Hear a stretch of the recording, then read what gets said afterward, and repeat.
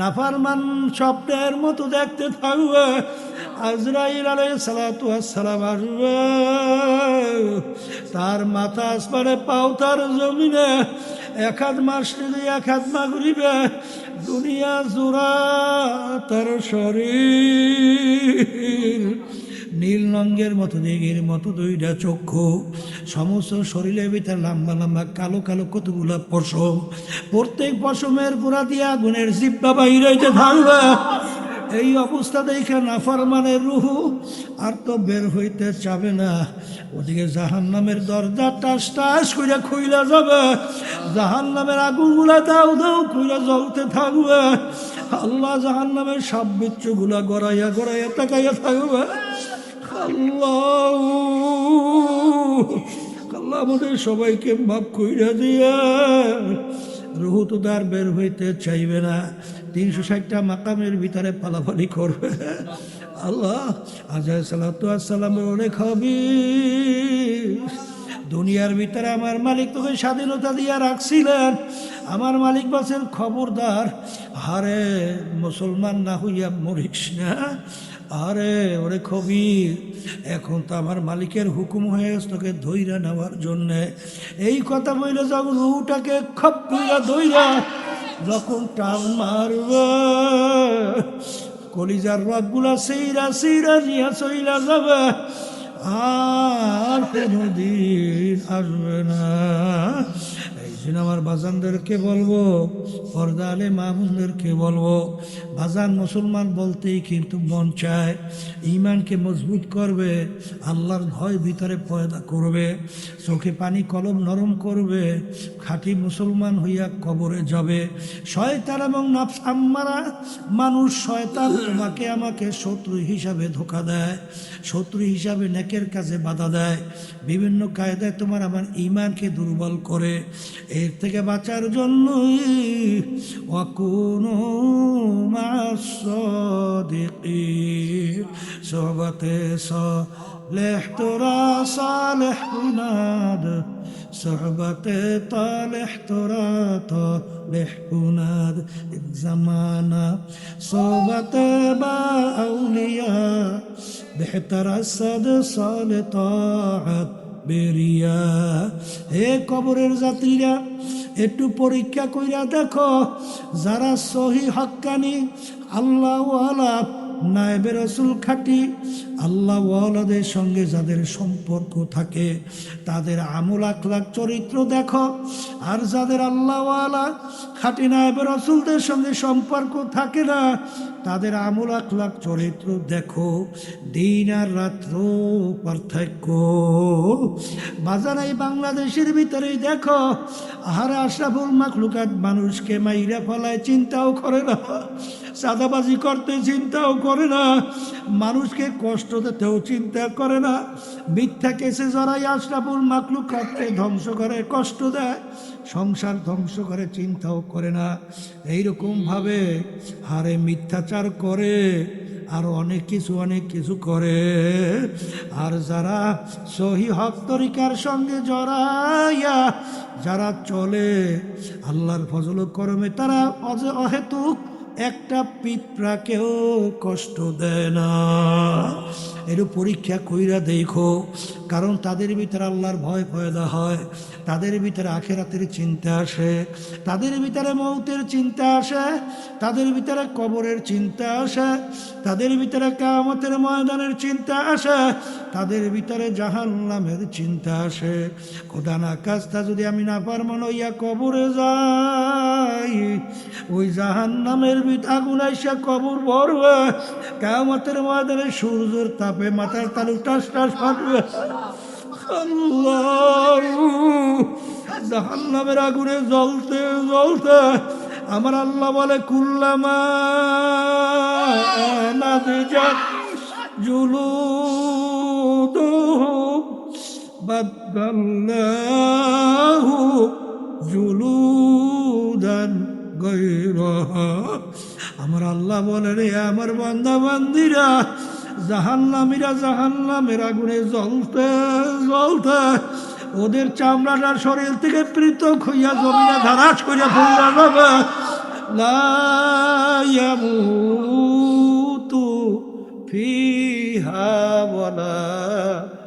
দাহিয়া। আল্লাহ বাজার আমি বলি নাই, কোনো পীর বলে নাই, কোনো মুফতি বলে নাই, আল্লাহ রাব্বুল আলামিন বলছে, আমি শুধুমাত্র শুনাইতেছি। এই জন্য আমার বাজানদেরকে বলবো, বাজান কোন লাইনে হাঁটো, কোন পথে হাঁটো, দলাদলি বুঝি টুঝি না। বাজার আমাদের উদ্দেশ্য ঈমানকে নির্ভেজাল মজবুত করা, আল্লাহর ভয় ভিতরে পয়দা করা, খাঁটি মুসলমান হইয়া কবরে রওনা করা। যেখানে গেলে যাদের সঙ্গে সম্পর্ক রাখলে আমার ঈমান নির্ভেজাল মজবুত হবে, আল্লাহর ভয় ভিতরে পয়দা হবে, খাঁটি মুসলমান হইয়া কবরে যাওয়ার আল্লাহর ফজল আশা করা যায়। এরকম জায়গায় যাইয়া তাওবা কইরা খাঁটি মালিকের পাগল হইয়া তারপরে অন্ধকার কবরে রওনা করতে হবে। যা দুনিয়া থেকে তো বিদায় হবই হব, কিন্তু কোন অবস্থায় কিভাবে কি রওনা করব। যার ভিতরে আল্লাহর ভয় লাগবে তার পারিবারিক ভিতরেও তার আদালত থাকবে না, তার সামাজিক ব্যাপারেও কোনো আদালত থাকবে না, আর রাষ্ট্রীয় ব্যাপারে তোর কোনো আদালত থাকবে না। বাজার যার ভিতরে আল্লাহর ভয় হবে সে নিজেকে নিজে সবসময় নিজের খেয়াল কইরা দোষী হিসেবে সাব্যস্ত কইরা চলবে, যে আমি যে জুলুম করতেছি, আরে আরে আজকে আমার ক্ষমতা আছে, আমার সম্পদ আছে, আর এই জন্য আমি জুলুম করি। কিন্তু যার ভিতরে আল্লাহর ভয় আছে সে চিন্তা করবে আমিও তো মানুষ, ওই আল্লাহর বান্দাও তো মানুষ। ওমর ফারুক রাদিয়াল্লাহু তাআলা আনহু অর্ধেক দুনিয়ার রাজত্ব করার পরে বাংলাদেশের মতো প্রায় 200 দেশের রাজত্ব করলেন। তিনি জেরুজালেম যান উটের পিঠে চইরা, উটের পিঠে চইরা জেরুজালেম রওনা করলেন। তিনি উটের পিঠে ছাউনির ভিতরে বসা, গোলাম উটের রশি টানতেছে। আমি চিন্তা করলাম আমিও তো মানুষ, আর আমার গোলাম উটের রশি টানে, সেও তো মানুষ। চিন্তা কইরা ওমর ফারুক রাদিয়াল্লাহু তাআলা আনহু ডাক দিয়ে বলে, গোলাম তুমি এখন উটের পিঠে উঠবে, আমি উটের রশি টানবো। গোলাম বলতেছে, হযরত আপনি কি বলতেছেন? আপনি উটের রশি টানবেন আর আমি উটের পিঠে বসবো? বলে, গোলাম ওঠো, আমার হুকুম, ওঠো, উটের পিঠে ওঠো। যখন গোলাম উটের পিঠে উঠলো, আমির উটের রশি টানে। বাজান কতক্ষণ আমির অর্ধেক দুনিয়ার রাজত্ব করলো, তিনি কতক্ষণ উটের রশি টানে, আর কতক্ষণ গোলাম উটের রশি টানে। যখন জেরুজালেম পৌঁছলো তখন উটের রশি টানার পালা পড়লো আমিরুল মুমিনিনের। বাজার লোকজন অভ্যর্থনার জন্য অপেক্ষায় আছে।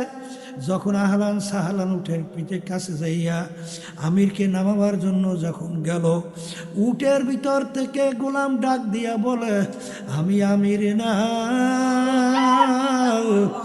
আমির উটের রশি টানতেছে। যখন আল্লাহর ভয় তোমার ভিতরে পয়দা হবে তখন তোমার আমলটা, আচরণটা এইভাবেই হবে। আর যখন নাকি দুনিয়ার মহব্বত যখন তোমার ভিতরে গালেব হবে তখন তোমার জুলুম মনে হবে না। আশরাফুল মাখলুকাত মানুষকে কষ্ট দিতেও চিন্তা হবে না। কিন্তু বাজান রে, আল্লাহর হাবিব সাল্লাল্লাহু আলাইহি ওয়াসাল্লাম এক সাহাবার উপরে যখন হঠাৎ একটা আঘাত করলেন, এখন আল্লাহর হাবিব বলেন, আমাকে প্রতিশোধ হিসাবে তুমি নাও। আল্লাহর হাবিব, আপনি যখন আমাকে আঘাত করছিলেন আমার গায়ে কাপড় চোপড় ছিল না, আপনি পিঠ কাপড় খালি করেন। যখন খালি করলো, খতম নবুয়তের উপরে চুমা দিয়া বলে, আল্লাহর রাসূল, আমার তো ইচ্ছা ছিল আপনার খতম নবুয়তের মুহূর্তটা দেখার জন্য, আল্লাহ আমাকে কিসমতে জুটাইছে। এই জন্য আমার বাজানদেরকে বলবো, পর্দার আলের মা বোনদেরকে বলবো, বাজান দুই বেলা আল্লাহর জিকির ছাইরো না। আমার আল্লাহর জিকিরের ভিতরে যে কি মজা, কি নেয়ামত মালিক রাখছেন, এইটা না করলে বোঝানো যাবে না। আল্লাহর জিকির না করলে নিজের থেকে নিজেকে জুদা করা যায় না। আর মেটা দা আপনা হাস্তি কো আগার কুছ মর্তবা চাহো, কেদানা খাক কে মেলে গোলে গুলজার, होता है। আর জানেন মাওলানা জালালউদ্দিন রুমি রহমাতুল্লাহ আলাইহি এত বড় আলেম ছিলেন, তামাম বিশ্বব্যাপী নাম কাম। বাজান শামসুত তিবরিজি রহমাতুল্লাহ আলাইহি তার ওস্তাদ বলছিলেন, পীর সাহেব হুজুর বলছিলেন, বাবা শামসুত তিবরিজি বাড়ি বিদায় হয়ে চলে গেলে আমুলনামার মধ্যে কম পক্ষে হলেও 50 লক্ষ নেকি কম জমা হতেই পারে না। নিয়াত যাদের সহি, আল্লাহকে রাজি খুশির উদ্দেশ্যে যারা আসছে, রব্বুল আলামিন লক্ষ লক্ষ নেকি আমুলনামায় দান করবে। এত নেকি পাওয়া যাবে জানার পরেও অনেকের সুযোগ থাকা সত্ত্বেও না আসার কারণ আব্বাজান রহমাতুল্লাহি আলাইহি সংক্ষেপে বলতেন বুঝের অভাব। আর এই বুঝের জন্যই মাহফিলের ব্যবস্থা। আল্লাহ রাব্বুল আলামিনের কাছে দোয়া করেন, রব্বুল আলামিন আপনি আমাদেরকে দ্বীনের সহি বুঝদান করেন। কারণ হাদিসের মধ্যে আসছে, আল্লাহ রাসূল সাল্লাল্লাহু আলাইহি ওয়াসাল্লাম বলছেন, মা ইউরিদিল্লাহু বিহি খায়রান ইউফাক্কিহু ফিদ্দীন। আল্লাহ যাকে ভালোবাসেন, ইচ্ছা করে, তাকে দ্বীনের সহি বুঝদান করে। আর পাশাপাশি একটা কথা মনে রাখা লাগবে, হেদায়েত কিন্তু কোনো পীরের হাতে নাই, কোনো ওয়াজের হাতে নাই, ওয়াইজিনের হাতেও নাই। হেদায়েত একমাত্র আল্লাহর হাতে। উজানিকার ইব্রাহিম সাহেব রহমাতুল্লাহি আলাইহি তাকে প্রশ্ন করছিলেন একজন হযরত, হেদায়েত আল্লাহর হাতে রাখলেন কেন? হুজুর বলছিলেন, হেদায়েতের চেয়ে বড় নেয়ামত আর কিছু নাই, হতেও পারে না। আল্লাহ রাব্বুল আলামিন সবচেয়ে বড় নেয়ামত তার হাতে রাখার কারণ হলো এই, আল্লাহ চায় বান্দাবান্দি আমার কাছে হেদায়েত চাবে, আমি দান করব। তাই বলছিলাম, দ্বীনের ব্যাপারে, নেকের ব্যাপারে, আখিরাতের ব্যাপারে অনেকের গুরুত্ব না থাকার কারণ কি? বুঝের অভাব। বুঝ কেমন জিনিস? সংক্ষেপ, ওমর ফারুক রাদিয়াল্লাহু তাআলা আনহু প্রথম অবস্থায় কাফেরদের অন্তর্ভুক্ত ছিল না? কাফেরদের ভিতরে মিটিং হয়েছিল, আল্লাহ রাসূল সাল্লাল্লাহু আলাইহি ওয়াসাল্লাম তার মাথা মুবারক কে কাইটে নিয়ে আসতে পারবে না? আউযুবিল্লাহ। কেউ সাহস পায় না। ওমর রাদিয়াল্লাহু তাআলা খাপ থেকে তরবারি বের করে দাঁড়িয়ে গেছে, আমি পারবো। নাউযুবিল্লাহ। যেই তরবারি নিয়ে রওনা করছেন, ওই তরবারি নিয়েই যখন আল্লাহ বুঝ দান করছে, আল্লাহর হাবিব সাল্লাল্লাহু আলাইহি ওয়াসাল্লাম সহ সাহাবায়ে কেরামদেরকে নিয়ে রাজপথে ইসলামের পক্ষে নারায়ে তাকবীর স্লোগান দিয়ে নামছিল। একটু আগে ছিল সবচেয়ে মাখলুকাতের ভিতরে নিকৃষ্ট, আর অল্প সময়ের ব্যবধানে বুঝ আসার পরে এখন মাখলুকাতের ভিতরে সবচেয়ে উৎকৃষ্ট। আল্লাহ রাব্বুল আলামিনের কাছে দোয়া সবসময় করতে হবে, মালিক আপনি আমাদেরকে দ্বীনের সহি বুঝদান করেন। আর সবসময় দোয়া করবেন, রব্বানা লা তুজিগ কুলুবানা বা'দা ইয হাদাইতানা ওয়া হাব লানা মিন লাদুনকা রাহমা ইন্নাকা আনতাল ওয়াহ্হাব। হে আমার দয়ার মালিক, আপনি আমাদেরকে হেদায়েত নসিব করার পরে গোমরা করিয়েন না। তা যাই হোক, দুনিয়ার ভিতরে বহু জাতি বসবাস করে, এর ভিতরে একটা জাতি আমরা যারা মুসলমান। কথা ঠিক না? দুনিয়ার ভিতরে একটাই জাতি মুসলমান। চ্যালেঞ্জের মাধ্যমে তামাম দুনিয়ার মধ্যে বুক ফুলাইয়া গলা টান কইরা চ্যালেঞ্জে বাইসে আস। কথা ঠিক কিনা? অন্য কোনো জাতি চ্যালেঞ্জের মাধ্যমে টিকতে পারে নাই, কোনোদিন পারবেও না। এক কথায়, আমরা মুসলমানের ঘরে জন্মগ্রহণ করার পরে খোদা নাকাস্ত আল্লাহ মাফ করুক, আখেরাতের স্থায়ী জিন্দেগিতে যদি জাহান্নামের শিকল হাতে পায়ে লাগে, এর চেয়ে কপাল পোড়া আর দ্বিতীয় থাকতে পারে না। এই জন্যই তো আল্লাহর অলিরা দোয়া করতেন, আদমিয়া দাদাই বা জব মুসলমা করতাই, আয় খুদা করবা সাওয়াম ইহসাবার ইহসা করতাই। আমার দয়ার মালিক, আপনার যে আমাদের উপরে কত দয়া, কত মায়া। আপনার কাছে তো আমরা কেউ দরখাস্ত করি নাই যে মালিক আমাদেরকে দয়া মায়া করে আমাদের রূহকে মুসলমানের ঘরে দান করেন। এরকম কেউ দরখাস্ত করছি, কোনো আর্জি করছি? তাইলে বিনা দরখাস্তে, বিনা চেষ্টায় রব্বুল আলামিন আমাদেরকে মুসলমানের ঘরে আল্লাহ পাঠাইছে। এই শুকরিয়া যদি কিয়ামত পর্যন্ত আদায় করতে থাকি, কোনো দিন শেষ হতে পারে না। এই জন্য আল্লাহ নবীর ইতিহাস বলে দেখবেন যে মালিক তোমার গুণকীর্তন কি করবো আর শুকরিয়া কি দিয়ে আদায় করব। এখন কেসা মুক্তাসা, মালিক সব কিছু তোমার জন্য, সব তোমার রাজি খুশির জন্য। অর্থাৎ এখন আপনি যেভাবে বলবেন আমি সেইভাবেই চলার জন্য প্রস্তুতি গ্রহণ করলাম। কথা ঠিক কিনা? এই জন্য আমার ভাইদেরকে বলবো, পর্দা আলে মা বোনদেরকে বলবো, মুসলমানের ঘরে জন্মগ্রহণ করছি, কিন্তু দেখা যায় দুঃখের মধ্যে প্রতিটা মুসলমান, মহিলা হোক পুরুষ হোক, আল্লাহর হাবিব বলেন তলাবুল ইলমে ফরিজাতুন আলা কুল্লি মুসলিম, প্রত্যেকটা মুসলমান মহিলা পুরুষ তাদের ইলমে দ্বীন শিক্ষা করা ফরজ। আগের যুগে মুরব্বীরা বাচ্চারা যখন একটু বড় হইত তখন ফজরের পরপরই তাদেরকে কোরআনুল কারীমের মক্তবে পাঠাইয়ে দিত। কথা ঠিক কিনা?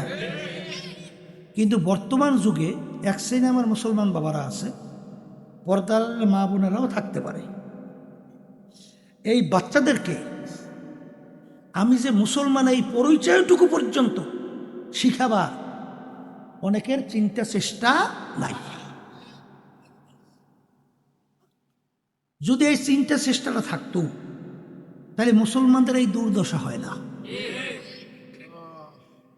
আমরা যেই পাশ্চাত্য শিক্ষায় শিক্ষিত হলাম, ওই পাশ্চাত্য শিক্ষার ভিতরে ক্লাস 1 থেকে শুরু করে MA বলেন, মাস্টার ডিগ্রি বলেন, আরও যত ডিগ্রিধারী বলেন, কোথায়ও কোনো সৃষ্টিকর্তার পরিচয় আছে? শিখায়? হ্যাঁ, আমি কে, কোথায় ছিলাম, কোথায় আছি, আমার এই জিন্দিগি শেষ না আবার আখেরাতের একটা জিন্দিগি আছে, এ কিছু শিখায়? শিখায় কি? শিখার মূল জিস কথা হলো কেমনে খাইবে, কেমনে বাঁচবে, কেমনে খাইবে। আমার আব্বাজান রহমতুল্লাহি আলাইহি বলতেন কেমনে খাইবে, কেমনে বাঁচবে। তোমরা তো বহু বছর পরে ইঞ্জিনিয়ার হও, আর একটা পশু পাখি ও জন্মের থেকে শুরু করে ইঞ্জিনিয়ার হয়ে বের হয়। কথা ঠিক? এই তুমি আর আমি ডাক্তারি শিক্ষা শিক্ষাই বহু বছর পর্যন্ত পড়াইয়া, কিন্তু অনেক পশু পাখি দেখবেন তারা কিন্তু মায়ের পেট থেকে পড়েই ডাক্তার হইয়া বের হয়। কথা ঠিক কিনা? ওদের শরীর কিভাবে পরিচর্যা করতে হবে দেখবেন, প্রত্যেকটা বাচ্চার কিন্তু ট্রেনিং আছে। আত্মগোপন কিভাবে করতে হবে তাও কিন্তু মায়ের পেট থেকে পড়েই কিন্তু প্রশিক্ষণ আছে। ওদেরও কিন্তু 24 ঘন্টা যতক্ষণ দুনিয়া থাকবে চিন্তা একটাই, কেমনে খাইবে, কেমনে বাঁচবে। আর তোমার চিন্তাও যদি হয় 24 ঘন্টা কেমনে খাবা, কেমনে বাঁচবা, তাহলে মানুষের পশুর ভিতরে পার্থক্য থাকে। এই কথা ঠিক কিনা? এই জন্য আমার বাজানদেরকে বলবো, পর্দারে মা বোনরা যারা শুনতেছে, মালিক আমাদেরকে বেহুদা বানায় নাই। মালিক আমাদেরকে সৃষ্টি করার একটা উদ্দেশ্য আছে। কারণ ফেরেশতাদেরকে বলছিল ইন্নী জাইলুন ফিল আরদি খলিফা, ও ফেরেশতারা আমি আর প্রতিনিধি বানাইতে চাই। ফেরেশতারা বলছেন মালিক দরকার কি, আমরাই তো আপনার তাসবিহ তাহলিল আদায় করি, আবার এদেরকে বানাইবেন, ফিতনা ফাসাদ করবে, খুনাখুনি করবে, মারামারি কাটাকাটি করবে, অনেক ঝামেলা না। আল্লাহ রাব্বুল আলামিন বলে ইন্নী আ'লামু মা লা তা'লামুন, আমি যা জানি তোমরা তো তা জানো না। তাহলে আল্লাহ রাব্বুল আলামিন আমাদেরকে বানাইছে, একটা লক্ষ্য উদ্দেশ্য আছে না? সেই লক্ষ্য উদ্দেশ্যটা হলো এই, আল্লাহ আমাদেরকে বানাইছেন তার ইবাদতের জন্যে, আর অন্যান্য মাখলুকাতগুলো আল্লাহ বানাইছেন আমাদের খেদমতের জন্যে। কথা ঠিক কিনা? দেখবেন এই সূর্য বলেন, চন্দ্র বলেন, গাছ বলেন, মাছ বলেন, ফল বলেন, যাহা কিছু, গাবি গরু বলেন, গরু বলেন, যাহা কিছু বলেন, সব কিন্তু আমাদের খেদমতে দরকার। কিন্তু একটা মানুষ দুনিয়া না থাকলে তাদের কিন্তু কিছু হয় না, আর সূর্য না থাকলে মানুষ বাঁচেই না। তাহলে সমস্ত মাখলুকাতগুলো আল্লাহ বানাইছেন আমাদের জন্যে, আর আমাদেরকে আল্লাহ বানাইছেন উদ্দেশ্য কি? তার ইবাদতের জন্যে। কথা ঠিক কিনা? তাহলে ইবাদতের জন্য আল্লাহ আমাদেরকে বানাইছেন, দুনিয়ায় পাঠাইছেন, স্বাধীনতা দান করছেন। স্বাধীনতা দান করছেন কেন? পরীক্ষা নেওয়ার জন্যে। কোন বান্দাবান্দি আমার হুকুম অনুযায়ী চলে আর কে চলে না। পরীক্ষার হলের ভিতরে স্বাধীনতা থাকে, নাহলে পরীক্ষার হল হয় না। আর আল্লাহ রাব্বুল আলামিন আপনাকে আমাকে স্বাধীনতা দিয়া দুইটা রাস্তা দেখাইয়া দিয়েছেন, ও হাদাইনাহুম নাজদাই। একটা বেহেশতের রাস্তা, চিরস্থায়ী শান্তির জায়গা, আর একটা হলো জাহান্নামের রাস্তা, অশান্তির জায়গা। তোমরা যারা বেহেশতের রাস্তায় চলবা, এই স্বাধীনতার মধ্যে আমি তাদেরকে ওই রাস্তায় চলার আমি শক্তি তাদেরকে আমি দান করব, তৌফিক দান করব, ক্ষমতা দান করব। আর যদি কেউ জাহান্নামের রাস্তায় চলতে চাও, তাও আমি স্বাধীনতার ভিতরে বাধা দেব না, ওই রাস্তায় চলার আমি শান্তি দান, শক্তি দান করব। এই জন্য দেখবেন কাফেরেরা, জালেমেরা, মিথ্যাচাররা, খুনিরা, চাঁদাবাজরা, দুর্নীতিবাজরা দুনিয়ার ভিতরে যা কিছু করে, আল্লাহ ওদেরকে কিছু বলে? আল্লাহ রাসূল সাল্লাল্লাহু আলাইহি ওয়াসাল্লামের সে প্রিয়, আল্লাহর কাছে দ্বিতীয় আর কেউ আছে? আর কোনোদিন হবে? হইতে পারে? কিন্তু কাফেরেরা আল্লাহর হাবিবের উপরে কি পরিমাণ আক্রমণ করছে। তায়েফের ময়দান, কিভাবে আল্লাহর হাবিবের শরীরের উপরে পাথর মোবারক নিক্ষেপ করছে। উহুদের ময়দান, আল্লাহর উপরে কিভাবে অত্যাচার করছে। কিন্তু আল্লাহর হাবিবের রক্ত মোবারক শরীর মোবারক থেকে ঝইরা জুতা মোবারক পর্যন্ত আটকে গেছিল, হেলমেট ভাইঙ্গা মাথা মোবারক মধ্যে ঢুকে পর্যন্ত গেছিল। এত নির্যাতন করার পরেও এই স্বাধীনতার ভিতরে পরীক্ষার হলে আমার মালিক ওদেরকে কিছু বলছে? বলেন না, কিছু বলছে? কেন বলে নাই? বলেন স্বাধীনতা, বলেন বলেন বলেন বলেন। কিন্তু এই স্বাধীনতার পরে দেখবেন ওই এক কবি বলছিলেন, কাগজ কাটেঙ্গে ঘুড়ি বানায়া, উড়ায়া পবনকে সাথ মিলা দেয়া, ঘুড়ি বেচারা কেয়া করেগা, রস্সি মেরা হাত মে। ঘুড়ি যখন আকাশের ভিতরে উড়ায়, ও উপরের যখন নাকি বাতাস পায়, ও কায়দা করলেই তো উঠতে থাকে, আর মাথার আস্তে আস্তে এরকম নাড়াইতেও থাকে। মনে হয় যেন বলতে আছে, ঘুড়িওয়ালা আমি সুইটে চলে আসছি, আর পাবা না। ঘুড়িওয়ালা কি বলে? ও ঘুড়ি, যত উপরে উঠো, যত উপরে ওঠো, রশি কিন্তু আমার হাতে ধরা। যখন সময় হবে আস্তে নাড়ুইতে যখন প্যাঁচ দাও শুরু করবো, ও ঘুড়ি আর কিন্তু থাকতে পারবি না। তাই ঠিক আল্লাহ রাব্বুল আলামিন আমাদেরকে স্বাধীনতা দিয়েছেন। অনেকে ধরাকে সরাজ্ঞান মনে করেন না, যেরকম ইচ্ছে সেরকম করেন, জুলুম করেন, ওলামায়ে কেরাম হক্কানীদেরকে গালি দেন, সুযোগ পাইলে মারতেও চান, আরও অনেক কিছু করেন না। কিন্তু মনে করছেন যে মনে হয় আল্লাহ থেকে আপনারা মনে হয় সুইটেই আসেন, আর মনে হয় যাওয়াটাও লাগবে না। কি কথা ঠিক কিনা? কিন্তু আল্লাহ রাব্বুল আলামিন বলেন, কুল্লু নাফসিন যায়িকাতুল মাউত, প্রত্যেকের মুখের ভিতরে মৌতের রশি লাগাই ছাড়িয়ে দিচ্ছি। যত ঘোরো আর যত ঊর্ধ্ব আকাশে উড়ো, রশি কিন্তু আমার হাতে।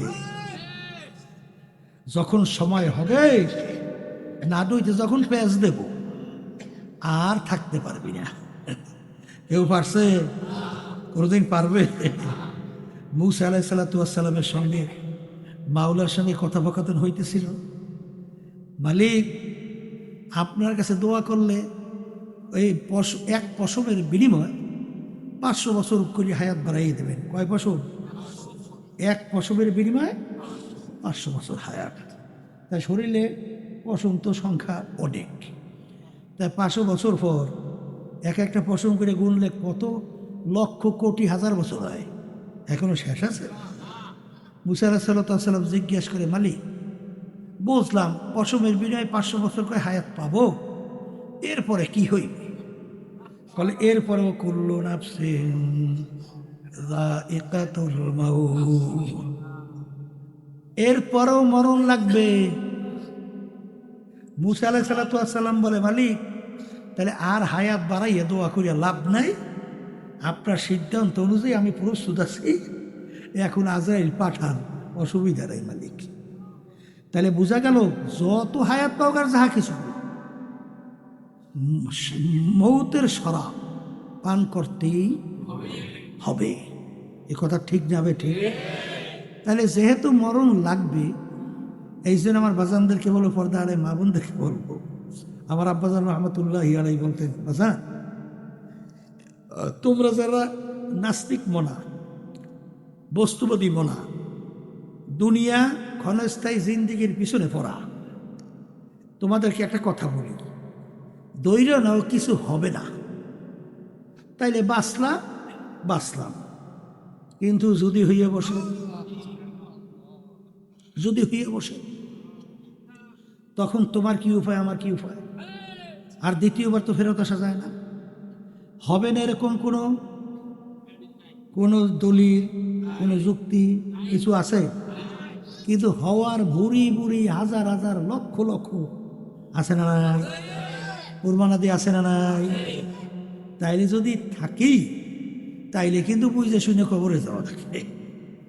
আমি আপনাদের সামনে যে আয়াত শরীফ প্রথম তেলাওয়াত করছিলাম, যারা ঈমান আনছেন, আল্লাহকে বিশ্বাস করে, আখিরাতকে বিশ্বাস করে, আল্লাহ রাব্বুল আলামিন বলেন, হে আমার ঈমানদারেরা, হে আমার। তাহলে ঈমানদারদেরকে বলছেন, যারা বেঈমান তাদেরকে আল্লাহ সম্বোধন করে বলে নাই, হে ঈমানদারেরা তোমরা আমাকে ভয় করো, করার মতো করো, ভয় করো, করার মতো করো। খবরদার, সতর্কবাণী, মুসলমান না হইয়া কেউ মরিও না, মুসলমান না হইয়া কেউ মরিও না। আল্লাহ রাব্বুল আলামিন ঈমানদারদেরকে বলছেন, আমাকে ভয় করো, মুসলমান না হইয়া মরিও না। তাহলে ঈমানদার কাকে বলে জানার পরেও বলছি, হাইযা তুলিয়াত আলাইহিম আয়াতুহু যাদাতহুম ঈমানা। জানা জিনিস আলোচনা আবার বারবার করলে ঈমান বাড়ে, পোক্ত হয়, মজবুত হয়। ঈমান শব্দের অর্থ বিশ্বাস। 3 জিনিসের নাম: মুখে স্বীকার করা, হুবাহু ওইটা অন্তরে বিশ্বাস করা, কাজে প্রমাণ করে দেখানো। এর নাম কি? অনেকে আমরা স্বীকার করি খায়রিহি ওয়া শাররিহি মিনাল্লাহি তাআলা ওয়াল বা'সি বা'দাল মাউত, এইটা আমরা মুখে বলছি, কিন্তু খায়রিহি শাররিহি মিনাল্লাহি তাআলা ওয়াল বা'সি বা'দাল মাউত, কিন্তু আসলে বাস্তবে কার্যক্রমে দেখা যায় যে তারা এইটা আসলে বাস্তবায়িত করে দেখায় না। কথা ঠিক কিনা? আমরা অনেকে ভালো চাই বিএনপির কাছে, আবার অনেকে ভালো চাই আওয়ামী লীগের কাছে, অনেকে আবার ভালো চাই জামাতের কাছে, আবার অনেকে ভালো চাই অমুকের কাছে। কি ঈমান ঝামেলা বাইজে গেছে না যায় না? ভালো বন্ধু চাওয়ালা কার কাছে? আল্লাহ খায়রিহি ওয়া শাররিহি মিনাল্লাহি তাআলা। এখন চাইছেন কার কাছে? কার কাছে চাইছে? বিএনপির কাছে চাইছে, আওয়ামী লীগের কাছে চাইছে, জাতীয় পার্টির কাছে চাইছে, আল্লাহর কাছে তো চান নাই। চাইছেন? ইমানের ভিতরে ঝামেলা বাজছে কিনা? এই জন্য হাদিসের ভিতরে অনেক নামাজি নামাজ পড়ে ঈমান নাই। আল্লাহ রাব্বুল আলামিন কোরআনুল কারীমের ভিতরে বলেন, ফাওয়াইলুল লিল মুসাল্লিন, নামাজির জন্যই জাহান্নাম। কোন নামাজি? আল্লাযীনা হুম ইউরাউনা ওয়া ইয়ামনাউনাল মাউত, নামাজ পড়ে ঠিক, বাহ্যিক দেখায় আল্লাহর সামনে দাঁড়াইয়া আছি, ভিতরের মানুষকে দেখাবার জন্য, অন্য কোনো উদ্দেশ্যে। কথা ঠিক কিনা? এই জন্য হাদিসের ভিতরে আল্লাহ রাসূল সাল্লাল্লাহু আলাইহি ওয়াসাল্লাম বলেন, ইন্নাল্লাহা লা ইয়ানজুরু ইলা সুওয়ারিকুম ওয়া আমালিকুম ওয়ালাকিন ইয়ানজুরু ইলা নিয়াতিকুম ওয়া কুলুবিকুম আও কামা ক্বালা আলাইহিস সালাতু ওয়াস সালাম। আল্লাহ রাসূল সাল্লাল্লাহু আলাইহি ওয়াসাল্লাম বলেন, আমি শুধু বান্দাবান্দির বাহ্যিক আমলের দিকে তাকাইয়ে থাকি না, আমি বান্দাবান্দির দিলের দিকে, অন্তরের দিকে, কলবের দিকে, নিয়তের দিকে তাকাইয়ে থাকি। যে বান্দাবান্দি কাজটা করতেছে উদ্দেশ্য কি? কথা ঠিক কিনা? তাহলে খয়রিহি ওয়া শাররিহি মিনাল্লাহি তাআলা ওয়াল বা'সি বা'দাল মাউত। এইটা হবে কখন? আল্লাহর হাবিব বলেন, আখলিস দীনাকা ইয়াকফিকা আমালুল কলিল। তোমার ঈমানটা যদি নির্ভেজাল হয়, স্বচ্ছ হয়, পরিচ্ছন্ন হয়, অল্প নেক আমল করবে, নাজাত পেয়ে জান্নাতে যাবে। আর বস্তা ভরা আমল, ঈমানের ভিতরে ভেজাল, জাহান্নামে চলে যাবে। কথা ঠিক কিনা? আর সবসময় মনে রেখেন, খালি এক এক দল বলে যে অমুকে খুব বুজুর্গ, খুব বিশাল আল্লাহওয়ালা, আলহামদুলিল্লাহ, আল্লাহ কবুল করুন, ভালো ভালো, খারাপ না ভালো ভালো। কিন্তু বুজুর্গের মাপকা ঠিকই, আল্লাহওয়ালার মাপকা ঠিকই। এই যে ছোট থেকে ছোট, বড় থেকে বড়, আল্লাহর রব্বুল আলামিন হুকুম, আল্লাহর হাবিব যাহা কিছু নিয়ে আসছেন, বিন্দু মাত্র ছাড়ে নাই, সব মানে। এ হইল আল্লাহওয়ালা, এ হইল বুজুর্গ। আর তাহাজ্জুদ পড়তে পড়তে কপালে দাগ পড়ছে, সারা রাত ইবাদতের ভিতরে লিপ্ত আছে। বনি ইসরাঈল হাদিসের ঘটনা, 1000 বছর ইবাদত করছে। কত বছর? হায় হায় হায়, মনের ভিতরে একটু ভাব আসে না? দিনে রোজা রাখছে, আল্লাহরে ডাকছে, রাতের তাহাজ্জুদের ভিতরে আল্লাহরে ডাকে। তার দিলের ভিতরে একটু ব্যাপার এরকম আসে না যে জান্নাতেই যাইতে পারবো? আছে না? হাদিসের ভিতরে ঘটনা কি আসছে? কিয়ামতের ময়দান, আল্লাহ রাব্বুল আলামিন জাহান্নামে যে আগুন জ্বালাইবে, আগুনের পাশে নিয়ে দাঁড় করবে। আগুনের ধাপ শরীরের ভিতরে পৌঁছতে পৌঁছতে যখন কলিজা শুকাইয়া পানির জন্য চিৎকার করবে, ফেরেশতাদেরকে বলবে যাও পানি নিয়ে। বান্দা যখন পানি চাবে, বিনা মূল্যে পানি দিবা না। মূল্য কি? যখন চিল্লাইবে, ফেরেশতা পানি নিয়ে হাজির হবে, ভাই আমাকে একটু পানি পান করা। ভাই মিলে বিনা মূল্যে তো পানি দেই না, মূল্য পাবো কোথায়? বলে দুনিয়া থাকা অবস্থায় 1000 বছর ইবাদত করছেন না, ওই সমস্ত সব যদি আমাকে দেন, বিনিময় 1 গ্লাস পানি। রুহু তো বেরোয়, রুহুই তো নাই। পানি পিপাসা যখন কায়দা মতো লাগে, তখন বোঝে যে কেমন লাগে। বলে ভাই সব সব নিয়ে যাও, আমাকে 1 গ্লাস পানি পান করাও। যখন আল্লাহর বান্দা পানি পান করবে, আল্লাহ রাব্বুল আলামিন ডাক দিয়ে বলবে, বান্দা দাঁড়া।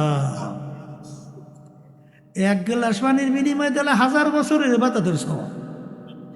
আমি মালিক দুনিয়া থাকা অবস্থায় তোমার যে 1000 লক্ষ লক্ষ গ্লাস পানি পান করেছি, এর বিনিময়ে আমাকে দে বাকি। বান্দা সেজদায় হইলে কান্দে, মালিক আপনার দয়াময় রহমত ছাড়া নাজাদের কোনো উপায় নাই। আল্লাহ বান্দাকে মাফ করবে, বেহেশতে যাবে। এই 24 ঘন্টা ইবাদতে লিপ্ত, হাদিসের ঘটনা। বান্দা 24 ঘন্টা ইবাদতে লিপ্ত। আমরা যেটা ইবাদত করি আর কি, নামাজ, রোজা, তাসবিহ তাহলিল আদায় করা, কোরআনের তেলাওয়াত করা, তারপর তাহাজ্জুদের নামাজ পড়া, এক কথায় জিকির আজকার করা, জিকির আজকার সবই করতেছে। কিন্তু আল্লাহ রাব্বুল আলামিন ফেরেশতাদেরকে বললেন যে ফেরেশতারা, জমিন উল্টাইয়ে তাদেরকে ধ্বংস করে দাও। ফেরেশতারা বলে, মালিক এই জমিনের ভিতর তোমার এক বান্দা 24 ঘন্টা তোমার ইবাদতে লিপ্ত, তার ব্যাপারে সিদ্ধান্ত কি? মালিক বলবেন, তাকে সহ জমিন উল্টাইয়ে ধ্বংস করে দাও। তাকে সহ জমিন উল্টাইয়া ধ্বংস। কেন মালিক? বুঝিত নাই।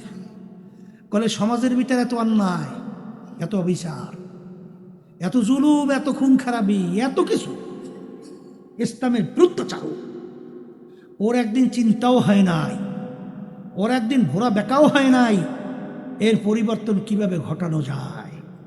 এর জন্য ওকে সহ জমিন উল্টাইয়া ধ্বংস করে দাও। এর কারণ আছে না? আমার মালিক কি বলেন? কুল হুয়াল্লাহু আহাদ আল্লাহুস সামাদ।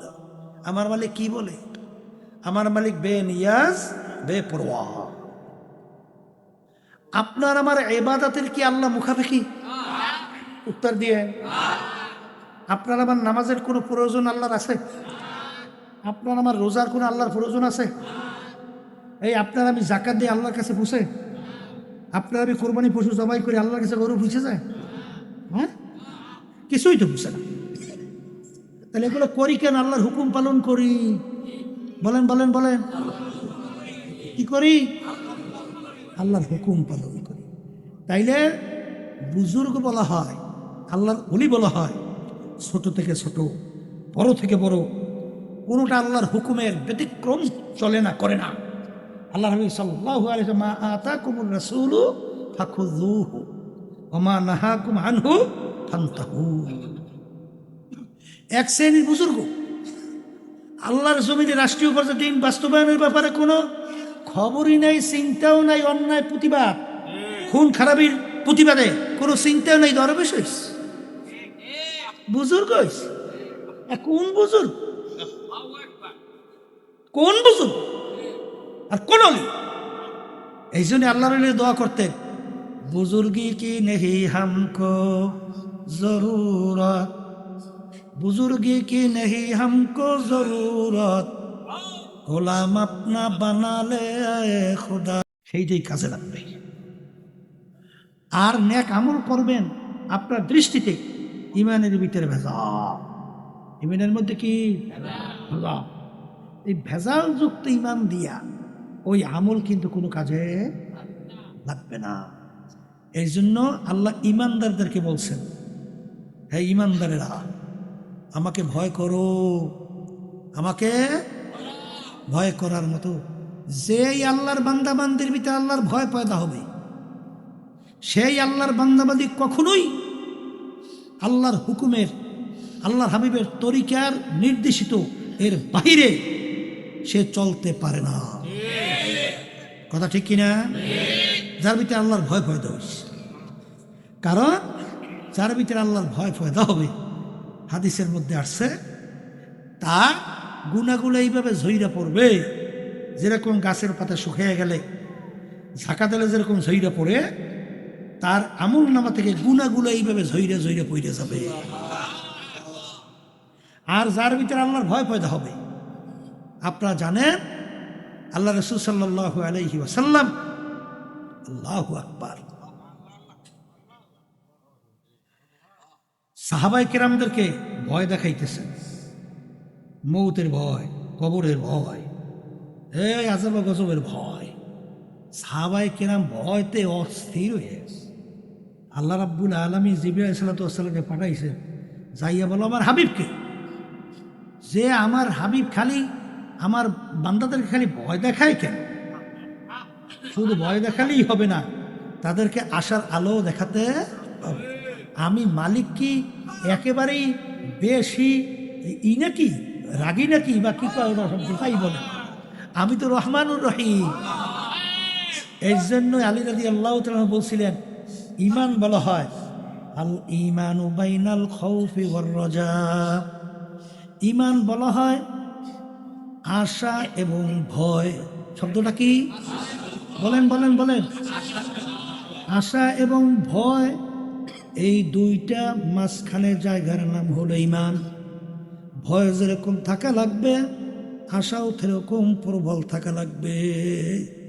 শুধু আশার সাগরে পেট ভাসালেই হবে না, আবার ভয়ের চোটে অস্থির হইয়া ইবাদত ছাইরা দিলেও হবে না। যদি বলেন কথা ঠিক কিনা? আশাও থাকা লাগবে, ভয়ও থাকা লাগবে।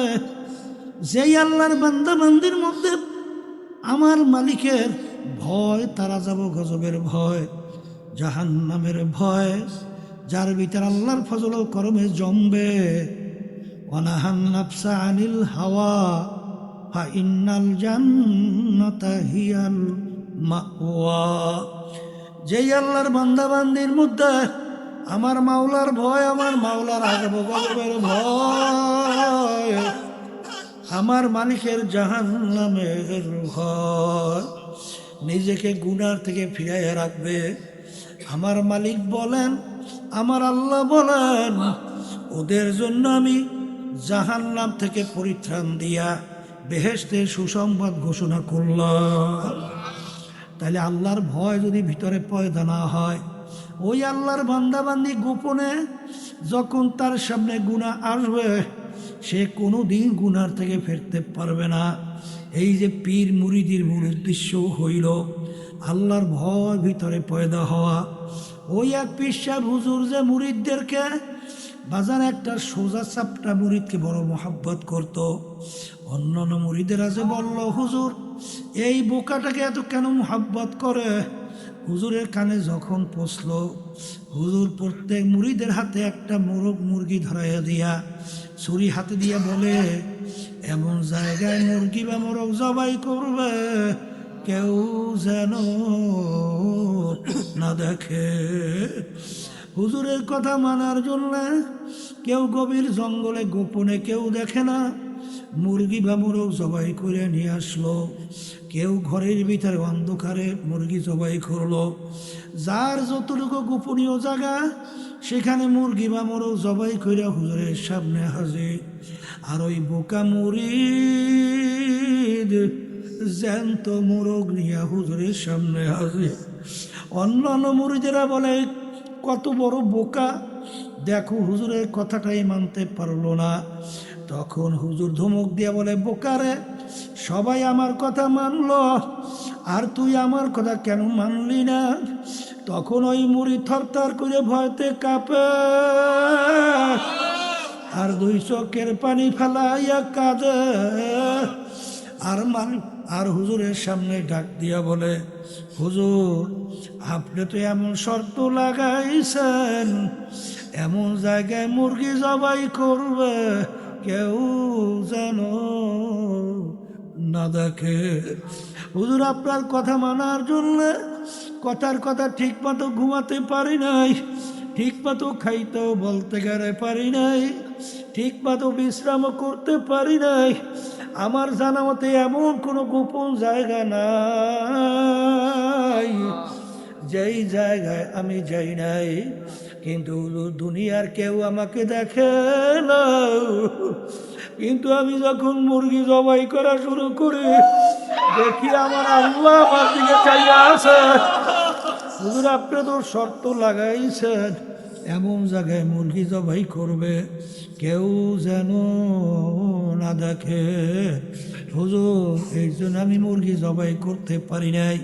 তখন হুজুর বলতেছে, মুরিদেরা, আমি এই বোকাটাকে এত কেন মোহাব্বত করি এখন তোমরা বুঝতে পারছো কিনা? বাজান, এই যে তরিকার 5 ঔষধের ভিতরে 1 নম্বর ঔষধ, সকাল সন্ধ্যায় বসে আল্লাহর জিকির করো। আল্লাহর জিকির করলে, আল্লাহর স্মরণ করতে করতে ওই বান্দাবান্দির কলবের ভিতরে আল্লাহর মোহাব্বত, আল্লাহর মারিফত যখন তার কলবের ভিতরে ঢোকে, যখন সে ব্যবসার ভিতরে যায় তখন খেয়াল করে আমার আল্লাহ আমার দিকে চাইয়া আছে। যখন সে কোনো কাজে যায় দেখে আল্লাহ আমার দিকে চাইয়া আছে, তখন এই আল্লাহর বান্দাবান্দি কোনোদিন হারামের ভিতরে লিপ্ত হইতে পারে না। আর ওয়ানাহান নাফসা আনিল হাওয়া ফা ইন্নাল জান্নাতা হিয়াল মাওয়া। বাজার, আল্লাহর জিকিরে অনেকে গুরুত্ব দেন না, কিন্তু আল্লাহর জিকিরে এমন এক নেয়ামত। আরে গতকালকে আমি মাহফিলে গেছিলাম বাজান, টাঙ্গাইলে, মনে পড়তে টাঙ্গাইল থেকে আসছি। একজন আমাকে বলতেছে, হুজুর আরে কিছুদিন আগে আমাদের এক মুজাহিদ ইন্তেকাল করছে। হুজুর ইন্তেকালের আগে আগে আমরা যখন কাছে দেখার জন্য গেলাম, যাওয়ার পরে আমাদেরকে বলে আল্লাহর জিকির করো। এই কথা বলে তিনি আল্লাহর জিকির করে আর বলতেছে তোমরা সর সর, মেহমান আসতে আসে জাগা দাও।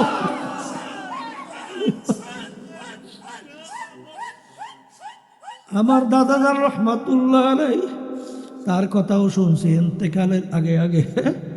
দাদাজান বলতে আছে সরো, মেহমান আসতেছে জাগা দাও।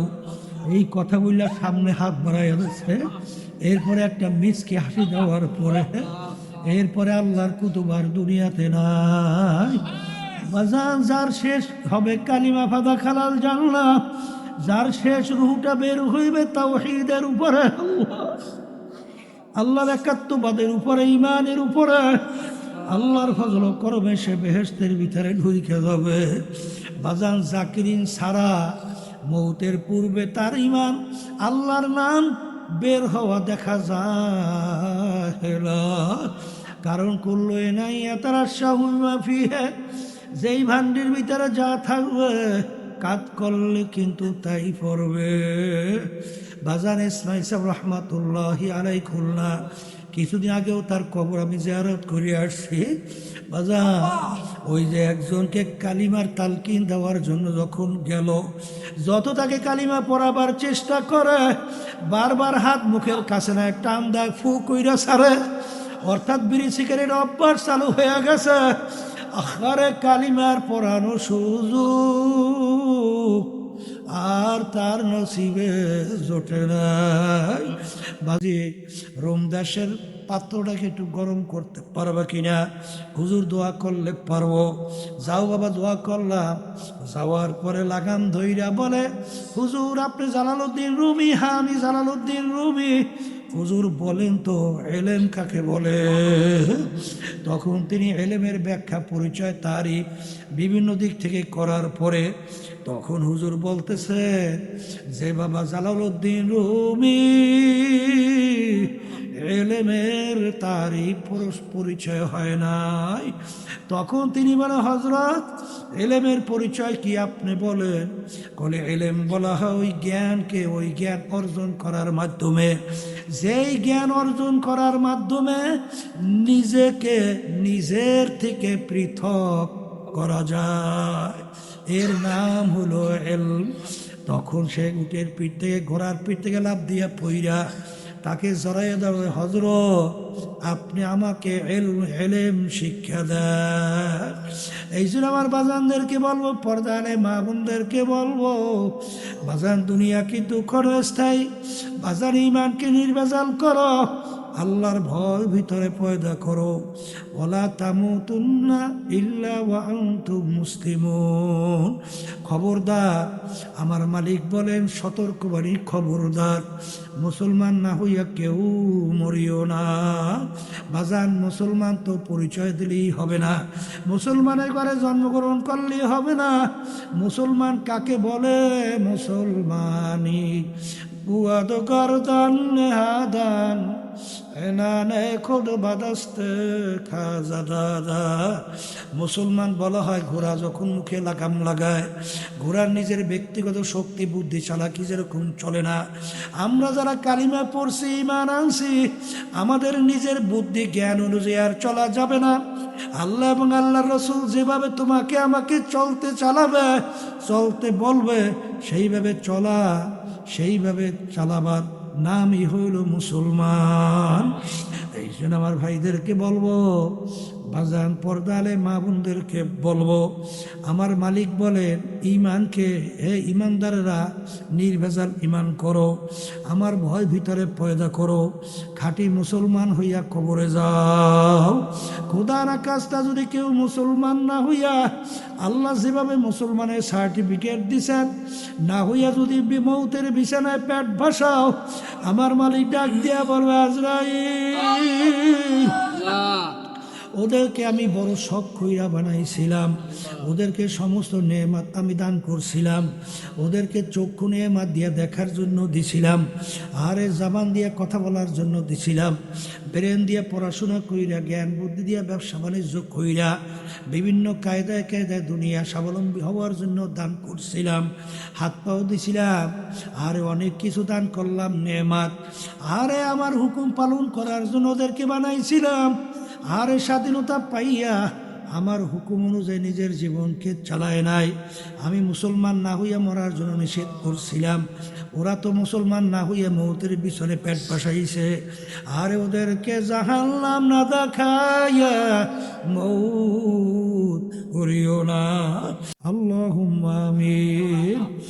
এ ঘরের মেলোকের হাত উঠাও, গুনার কথা মনে করো, দুই চোখের পানি পালাও, মালিকের দরবারে কান্দো আর মাপ চাও। যদি কান্না না আসে মনকে বুঝাও, ওরে মন একদিন এই ঘরের দরজা দিয়া নতুন বউ হয়ে উঠছিল রে মন। কত মেয়ে লোকে শরবত খাওয়াইল, কত মেয়ে লোকে বাতাস করলো, আবার এমন একটা দিন আসবে এই ঘরের দরজা দিয়া মরা লাশ হইয়া বের হবে। ছেলে কানবে মামা করে, মেয়ে কানবে মামা করে, জবাব তো আর দিবা না। আল্লাহ, আপনি একটি মাঠের দিকে চাইয়া দেখে আপনার বান্দারা কিভাবে কান্দে। মালিক, আমাদের ছেলেও মরে নাই, মেয়েও মরে নাই, গুনাহ করে মরছি রে, মাফ করে দেন গো মাওলা, মাফ করে দাও। আল্লাহর বান্দারা জোর করে কান্দে, জোর করে কান্দে। সন্তান মারা গেলে চোখে পানি আসে, সম্পদ নষ্ট হলে চোখের ভিতরে পানি আসে। তোমার আমার গুনার কারণে জাহান্নামের আগুন জ্বলছে, জাহান্নামের আগুন চোখের পানি ছাড়া ঠান্ডা হবে। আল্লাহ, যাদের সে মাহফিল হইল, যারা মাহফিলের জন্য চেষ্টাকারী সাহায্য করলো, আমরা যারা মাহফিলে উপস্থিত হয়ে গেলাম, আমাদের সবার উপরে খাস মেহেরবানি নাযিল করেন আল্লাহ। আমাদের আম্মা আব্বা আত্মীয় সহ যারা কবরে শুয়ে রয়েছে, সবার কবরকে বেহেশতের বাগান বানায়া দেন। সুবহান রাব্বিকা রাব্বিল ইজ্জাতি আম্মা ইয়াসিফুন ওয়া সালামুন আলাল মুরসালিন ওয়ালহামদুলিল্লাহি রাব্বিল আলামিন।